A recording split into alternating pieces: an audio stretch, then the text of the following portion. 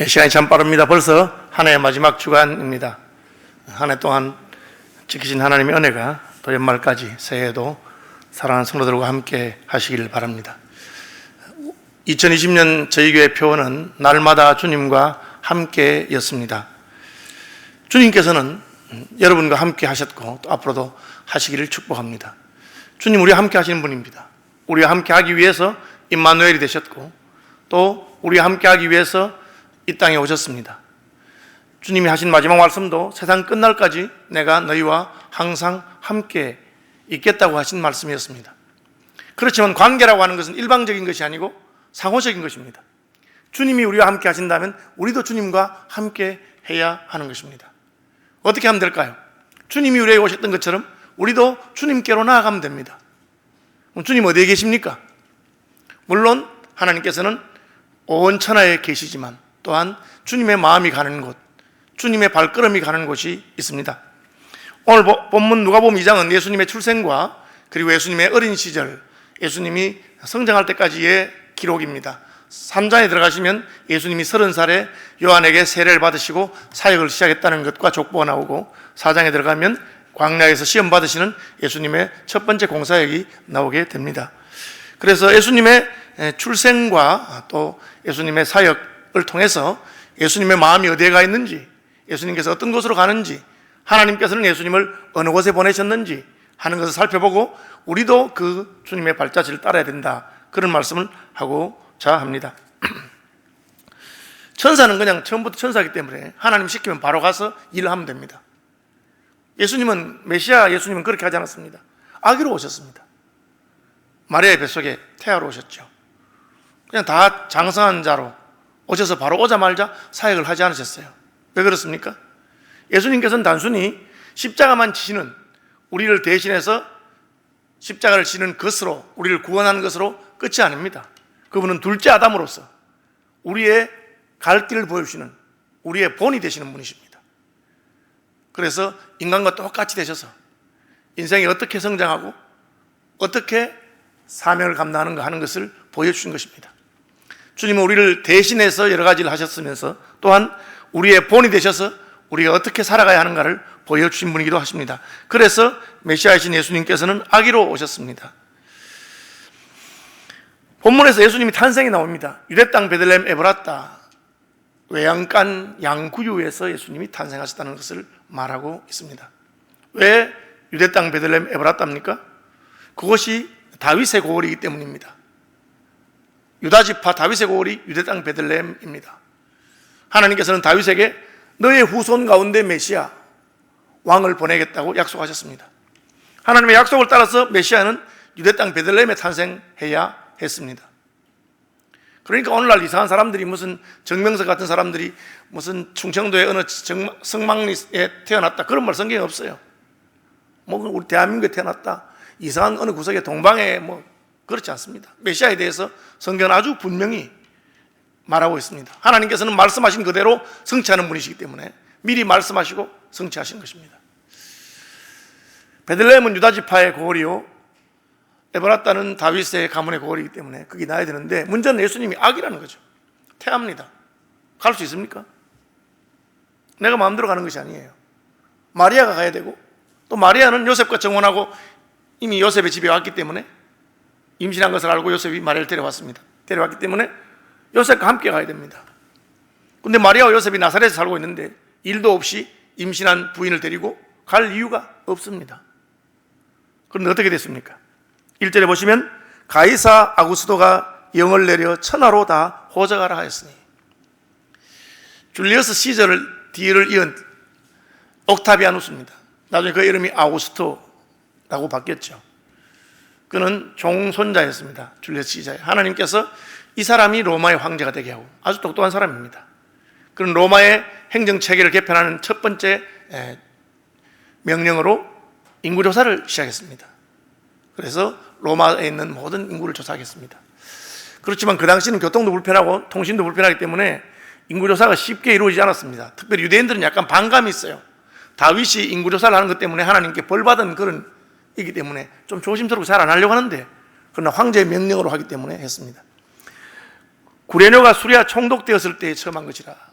구레노는 수리아에서 총독을 한번 했고, 그리고 수리아의 총사령관 한 적이 있습니다. 그런데 그 인구조사는 총독되기 전에 총사령관일 때입니다. 근데 왜 총독을 해놨느냐? 번역을 그렇게 한 겁니다. 원어 번역은 그냥 통치자, 가버너라고 되어 있습니다. 그래서 로마의 통치로 하는 총사령관처럼 그런 역할입니다. 그렇게 봅니다. 주전 8년경에 이 명령이 내려졌습니다. 그런데 이 명령이 시행되는데 상당히 시간이 걸려서 예수님이 탄생하실 때는 주전 5년 4월 초 그 사이입니다. 왜냐하면 헤롯이 2살 아래로 아이를 다 죽이고 한 그 헤롯이 주전 4년 6월절에 죽기 때문에, 헤롯이 살았기 때문에 그렇게 봅니다. 그럼 왜 우리가 예수님 탄생을 중심으로 AD와 BC를 나누느냐? 그건 이 시간을 AD와 BC를 처음 정할 때 그 계산하던 그 분이 신학자가 계산을 잘못해가지고, 연대를 계산하면서 더셈 뺄셈 잘못해가지고 그래가지고 한 4년 정도 차이 난 겁니다. 그건 뭐 성경학자들에게 다 이미 알고 있는 그런 내용입니다. 제가 뭘 말하고 싶으냐? 베들레헴에 예수님이 나야 되는데 예수님이 아기라서 베들레헴 갈 수가 없어요. 그런데 하나님께서 알아서 보내준다는 거예요. 로마 황제의 권한을 이용하고, 그리고 유대인들이 그 명령을 잘 안 지켜서 시간이 걸리고 2년 3년 걸리는데 결국은 갈 수밖에 없도록 하고, 그래서 딱 갈 때가 되니까 마리아가 배가 불러서 예수님을 낳을 때가 다 됐고, 나사렛에서 출발해서 상당히 많은 시간이 걸렸는데 마침 베들레헴에 도착하니까 해산하게 된 것입니다. 하나님의 섭리적인 역사 인도가 있다는 것이죠. 그럼 예수님 뭘 했느냐? 예수님 하신 것은 사람이 되신 거죠.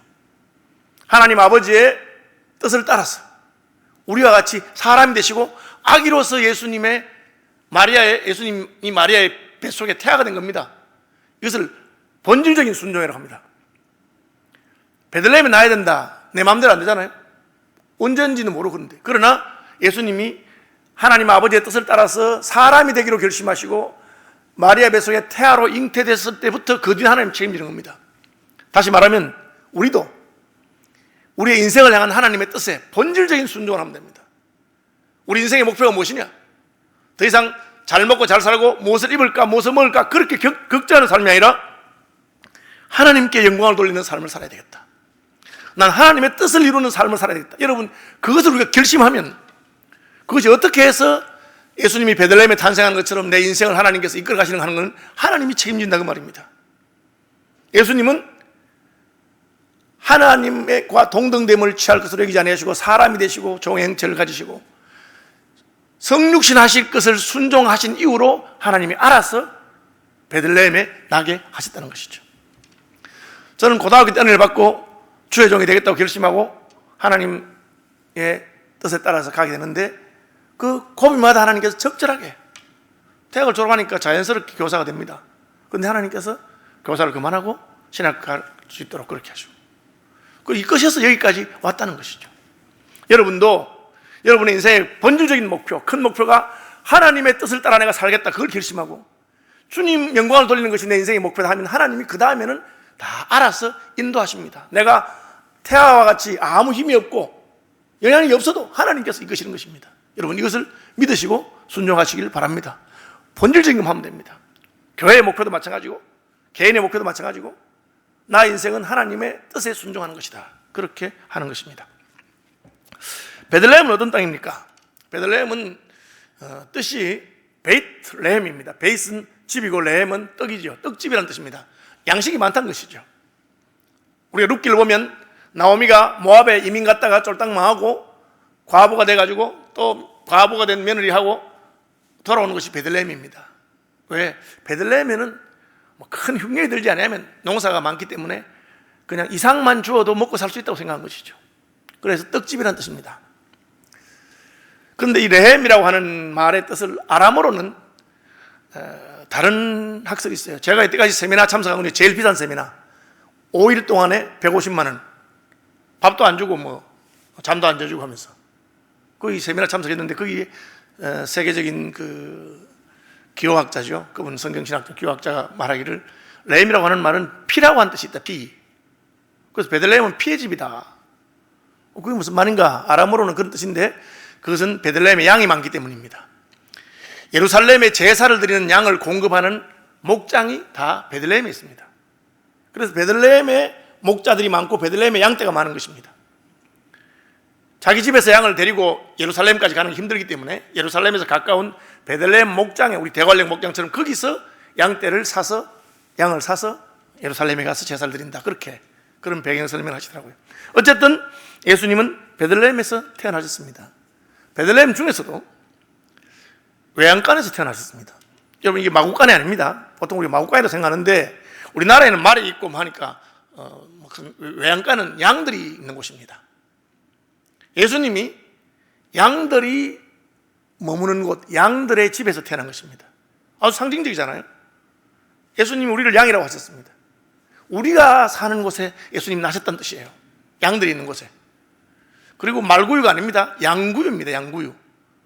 양구유는 양들이 식사를 하는 큽니다. 양구유는. 말구유는 말 한 마리가 먹는 그 그릇이지만 양구유는 양들이 먹는 식탁이기 때문에 큽니다. 양구유에서 태어나셨어요.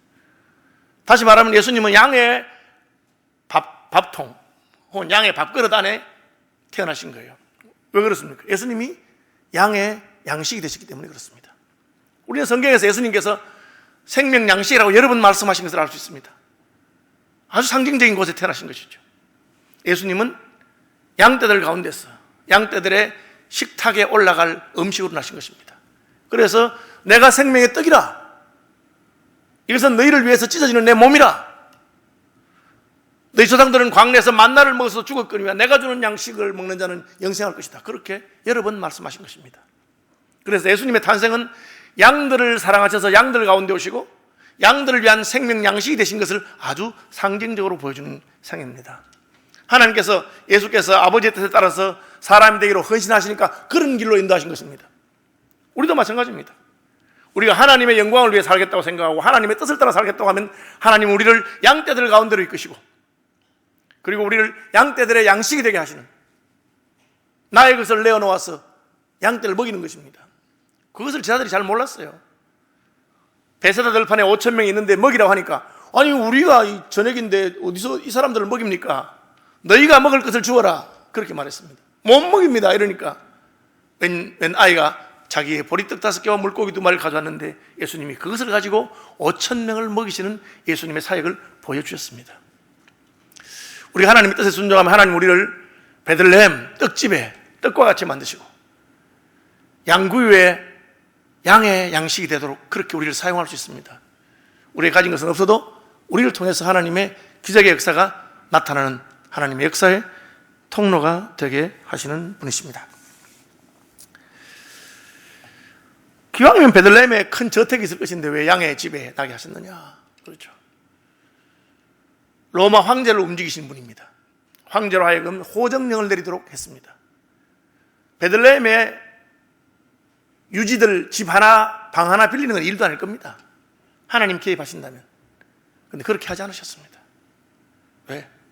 메시아는 그러한 잘 나가는 사람, 권력 있는 사람의 자리가 아니라 하나님께서 불쌍히 여기는 사람들의 자리로 오게 하신 것입니다.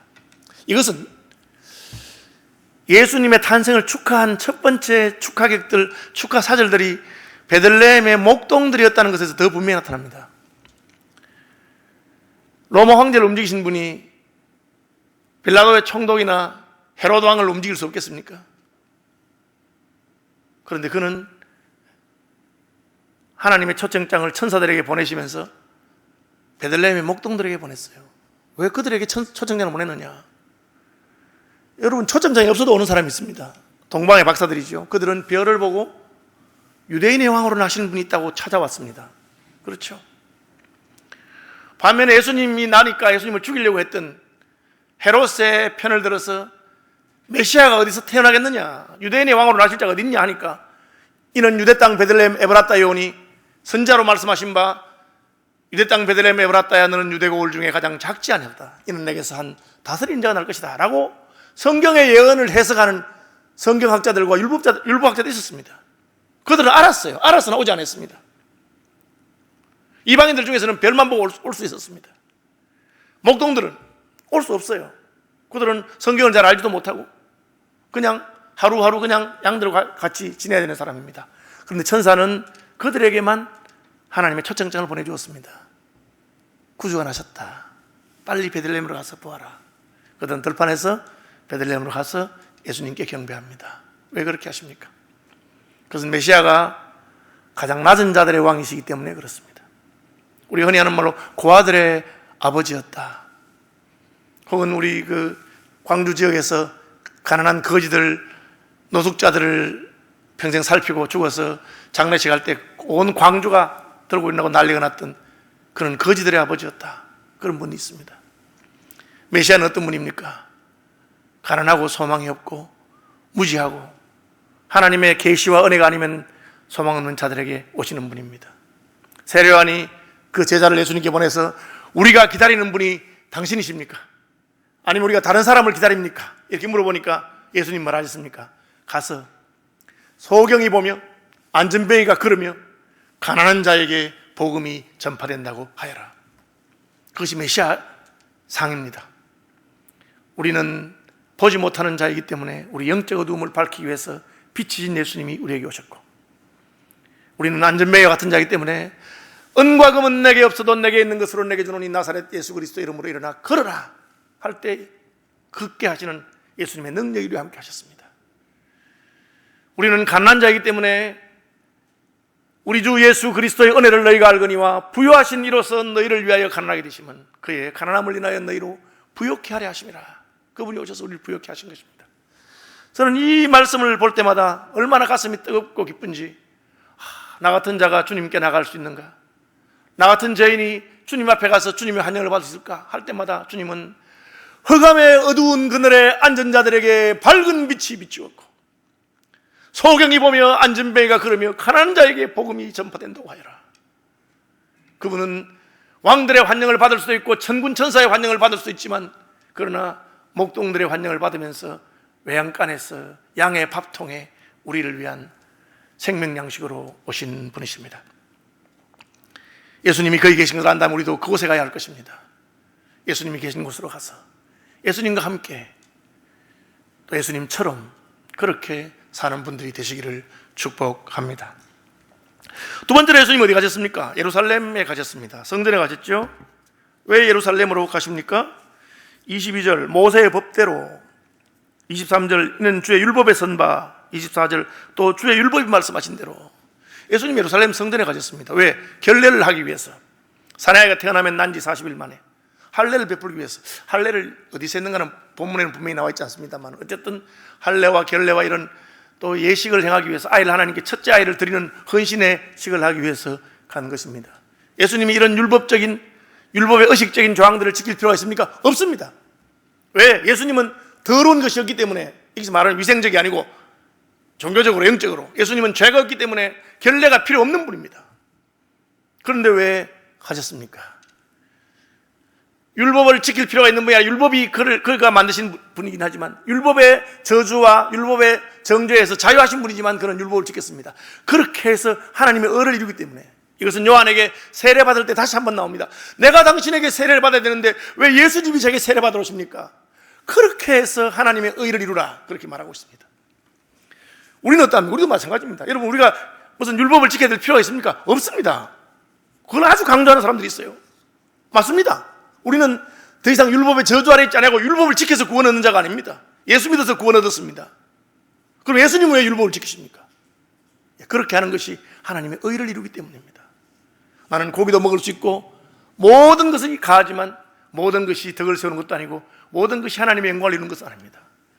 예수께서는 하나님께서 자기에게 주신 사명을 감당하기 위해서 결례를 받으시고 성전에 올라가시고 율법을 지키신 것입니다. 목사님 11조를 꼭 해야 됩니까? 그렇게 물어보는 거 있습니다. 저는 하기 싫으면 하지 마세요, 그렇게 하는데, 연동교회 원로 목사님 이성희 목사님 참 대답을 잘 하셨더라고요. 이렇게 하죠. 집사님 더 하셔도 괜찮아요, 그렇게 말. 11조 더 하셔도 됩니다. 왜 11조 하시려고 그래요? 더 하셔도 괜찮다고. 이렇게. 왜?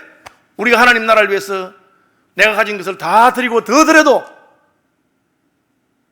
더 드리고 싶은 건데, 만입이 내게 있으면 그 입 다 가지고 내 구주 크신 은총을 찬송하고 싶은 것이지, 어떻게 덜 드리고 싶고 안 내고 싶고 그런 마음이 있단 말이야. 그걸 참 잘 말한 것 같아요. 무슨 주일 성수를 꼭 해야 됩니까? 예, 우리는 모든 날이 같은 날이고 하나님께 않습니까? 그러나 더 모이기를 힘쓰고 싶고 더 하고 싶은 것이 우리의 마음입니다. 해야 되기 때문에, 하지 않으면 구원받지 못하기 때문이 아닙니다. 주께 받은 말할 수 없는 은혜를 생각하고 나 같은 죄인을 불러서 쓰신 은혜를 생각할 때 내가 더 죽도록 충성하고 싶고 주께 받은 모든 것을 다 주께 돌리고 싶은 것이 우리의 마음입니다. 예수님은 그렇게 사셨습니다. 성전에 갈 필요가 없지만 성전에 가신 것입니다. 할례와 결례를 받을 필요 없지만 받으신 것입니다. 그곳에서 누구를 만나셨습니까? 오늘 본문에 보니까 시몬이라 하는 사람을 만나고 안나라고 하는 여자 선자를 만났다고 되어 있습니다. 시몬은 어떤 사람입니까? 어렵고 경건하여 이스라엘의 위로를 기다리는 자라, 성령이 그 위에 계시더라. 주의 그리스도를 보기 전에는 죽지 아니하라는 성령의 지시를 받았더니 성령의 감동으로 성전에 들어가. 이 사람은 성령의 사람이요 하나님의 약속의 말씀을 사모하는 말씀의 사람이었습니다. 우리가 성령 받으면 어떻게 됩니까? 하나님의 약속을 기대하고 사모하는 마음이 생깁니다. 저와 여러분이 성령 받으면 아멘 주 예수의 오시옵소서, 주님 오실 것이 사모하는 마음이 생깁니다. 오늘 밤에 주님 오셨으면 좋겠다, 그런 마음이 생깁니다. 그는 메시아를 기다리고 사모하는 사람이었습니다. 예수님께서는 그를 만나 주셨습니다. 오늘날도 우리가 주의 나타나심을 사모하는 모든 자에게 니라, 내게만 아니라 주의 나타나심을 사모하는 모든 자에게 상주심에 대해서 약속하신 바울의 말씀입니다. 주님이 누구에게 나타나십니까? 마음이 청결하여 주님만을 사모하는 자에게 하나님을 보게 하시는 분이신 것입니다. 그는 메시아를 안고 하나님을 찬송하면서 주제의 이제는 말씀하신 대로 종을 평안히 놓아주시는도다. 내 눈이 주의 구원을 보았사오니 이는 만민 앞에 예배하신 것이요 이방을 비추는 빛이요 주의 백성 이스라엘의 영광이니이다. 그 메시아가 유대인만 아니라 주의 백성만이 아니라 만민의 구원자인 것을 알고 기뻐하는 그런 사람입니다. 하나님의 구원 역사를 찬송하고 기뻐하고 받아들인 겁니다. 왜 유대인만 구원하지? 왜 니느웨를 구원하느냐고 요나처럼 그렇게 하지 않았습니다. 우리가 그 일에 쓰임받은 것을 기뻐하는 자입니다. 여러분, 성전에서 하나님의 말씀을 사모하고 예수 그리스도를 사모하고 만민의 구원을 사모하는 그런 시몬 같은 분들이 되십시오. 그런 분들에게 주님이 찾아와서 만나 주시는 것입니다. 또 누굽니까? 안나입니다. 84세예요. 과부가 되고 84세가 됐어요. 결혼하고 7회 살다가 과부가 됐는데 그때부터 84세까지 성전을 떠나지 아니하고 주야로 금식하며 기도하는 사람이었습니다. 하나님이 어떤 사람을 만나 주십니까? 금식하며 기도하며 모이기를 힘쓰고 성전에 있는 사람입니다. 참 오늘날 우리가 이렇게 모이기가 힘드니까 얼마나 그런지 모릅니다만, 그러나 우리 어디 있든지 성령 안에서 시몬처럼 안나처럼 금식하고 기도하고 말씀을 사모하고 주의 나라를 사모하고 그런 분들이 되시기 바랍니다. 그런 분들에게 아기 예수님은 찾아가서 만나 주셨습니다. 그리고는 예루살렘의 속량을 바라는 모든 사람에게 이 일을 증거했다, 그렇게 되어 있습니다. 마지막 세 번째로, 두 번째, 세 번째입니다. 또 예수님이 언제 성전에 가셨습니까? 41절, 그의 부모가 해마다 6월절이 되면 예루살렘에 가더니 예수께서 12살 되었을 때 이 절기에 관례를 따라 올라갔다, 그렇게 되어 있습니다. 이제 6월절에 예수님께서 예루살렘에 올라가셨어요. 따라갔는데 6월절 절기가 끝나고 요셉과 마리아는 나왔습니다. 당연히 예수님도 따라올 줄 알았죠.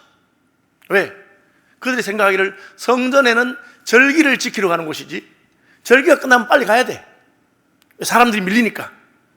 여러분, 우리가 출퇴근 시간에 막 차가 밀릴 때 조금 일찍 가면 빨리 가는 거 아닙니까?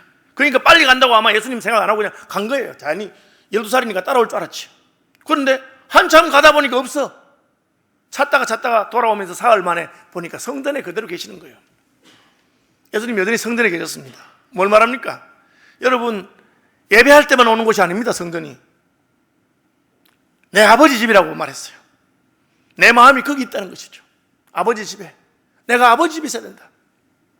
그리고 성전에서 하나님 아버지의 구원의 약속에 대해서 이미 메시아가 오셨는데 유대인의 지도자들이 알고 있는지에 대해서 토론하고 대화하고 있습니다.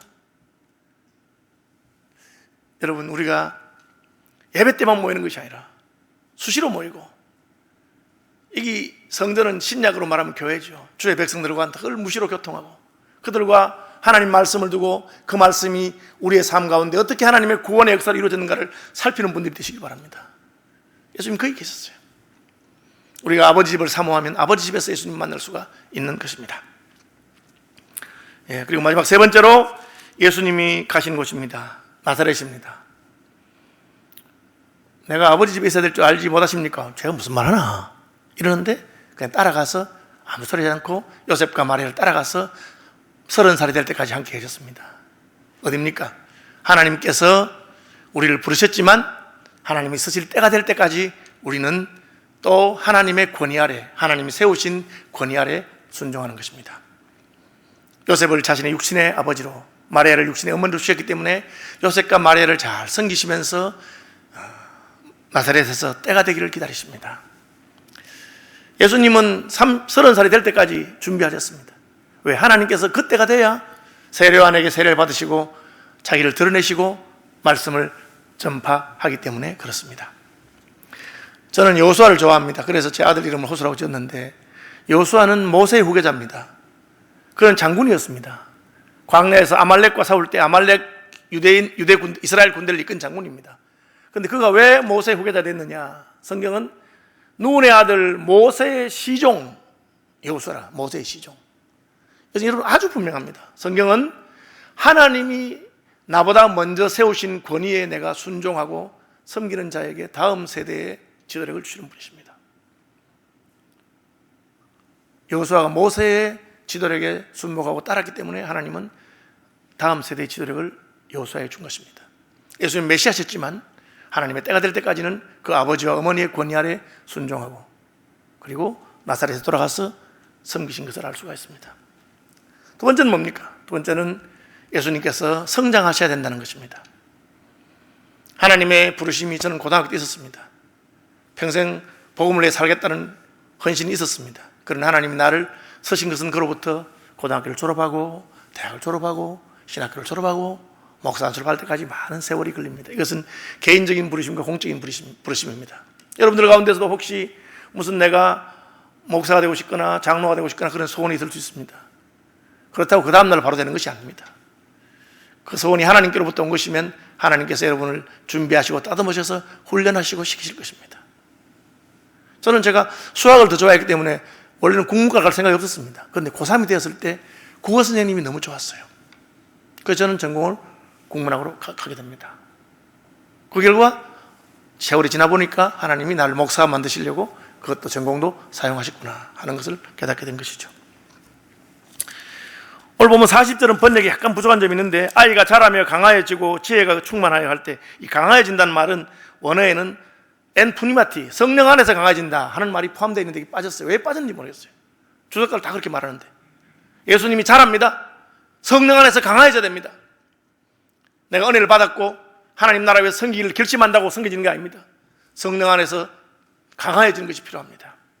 예수님은 성장하셨고 때가 되면 하나님이 쓰셨습니다. 우리도 예수님처럼 은혜 받은 것은 출발이고 그때부터 자라나야 됩니다. 그 직분을 감당할 만한 실력을 갖추는 것이죠. 특별히 하나님과의 교통함에 있어서 성령의 사람이 되어야 됩니다. 52절, 예수는 지혜와 키가 자라가며 하나님과 사람에게 더욱 사랑스러워 가시더라.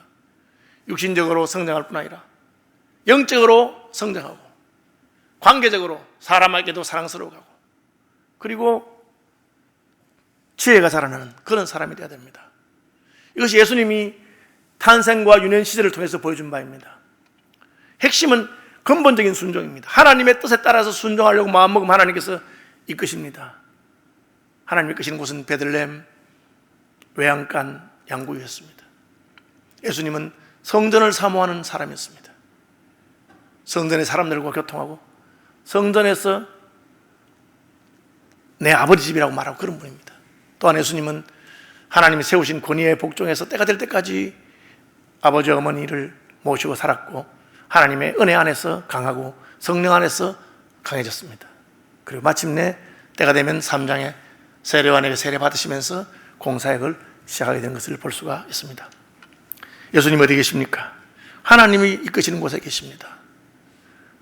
우리도 하나님이 이끄시는 곳에 베들레헴 에브라타 외양간 양구에, 예루살렘의 성전에, 내 아버지 집에, 그리고 하나님께서 나를 세우신 그곳에 겸손히 권위에 순종하면서 영육간에 강건하게 자라서 하나님의 뜻을 이루는 저와 여러분 되시기를 주님의 이름으로 축복합니다.